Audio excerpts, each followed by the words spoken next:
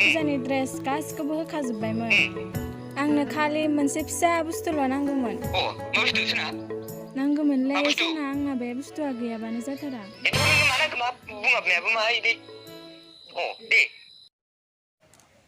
है आं लाजिनोबो ओंखारलायलाङोलै माबालै सना ब्रा नांगौमोन आंनो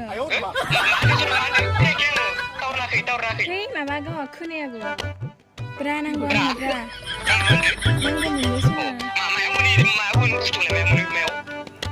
दासिमहालागै नैबे गोदान भिडिअखौ फुल नायाखै अब्ला नैबे आंनि भिडिअनि गेजेरजों नायनानै लानो हागोन।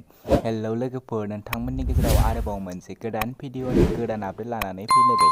बे गोदान भिडिअखौ नोंथांमोना ससे भाइरेल क्लिपआव नुनानैनो मिथिखादों जानो हागौ। नोंथांमोना बे भिडिअनि टाइटेलखौ लोगोफोर बिदिब्ला फैदो दिनैनि बे गोदान भिडिअनि गोदान आपडेटनि सायाव। दिनैनि नैबे गोदान भिडिअनि आपडेटनि टाइटेलानो जादों बुद्धिस्ट नांगौ आंनो। बेयो मोनसे गोदान बड' शर्ट फिल्म। लोगोफोर दासिमहालागै फुल नायाखै अब्ला बे भिडिअनि आंनि जोबनायाव नायनानै लानो हागोन। आं बिथांमोननि इउटुब चेनेलखौ लास्टआव बुंनानै होगोन। बेनिखायनो बे भिडिअखौ स्किप खालामालाखिनो जोबजासिम नायलां आरो नैबे भिडिअखौ लाइक शेयार आरो नोंथांमोना कमेन्ट खालामनानै हर। बे भिडिअनि कास्टआनो जादों हादोरस्रि, दैथुन, पमि, सन्जिब, दानसोरां, समायना, बिजि। लोगोफोर नैबे भिडिअखौ बिथांमोना अलरेडि फुल आपल'ड खालामबाय आरो बे भिडिअआ जोबोरैनो मोजां जादों।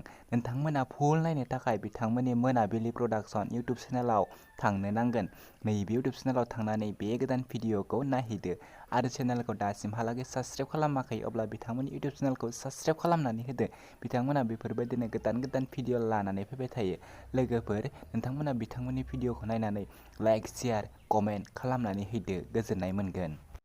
बिदिब्ला लोगोफोर दिनैनि नैबे गोदान भिडिअनि गुसुं आपडेटआ बेखिनियानोसै। आंनि चेनेलखौबो साबस्क्राइब खालामनानै गालांदो। आं बेफोरबायदि गोदान गोदान भिडिअफोरनि आपडेट लानानै फैबाय थायो। लोगोफोर नोंथांमोना बे भिडिअखौ मोजां मोनबायब्ला लाइक शेयार कमेन्ट खालामनानै हरदो आरो बे चेनेलाव गोदानब्ला चेनेलखौ साबस्क्राइब खालामनानै होदो। नेक्स्ट भिडिअनि आपडेटखौ नोंथांमोननि गेजेराव थाबैनो लानानै फैफिननो नाजाबावगोन।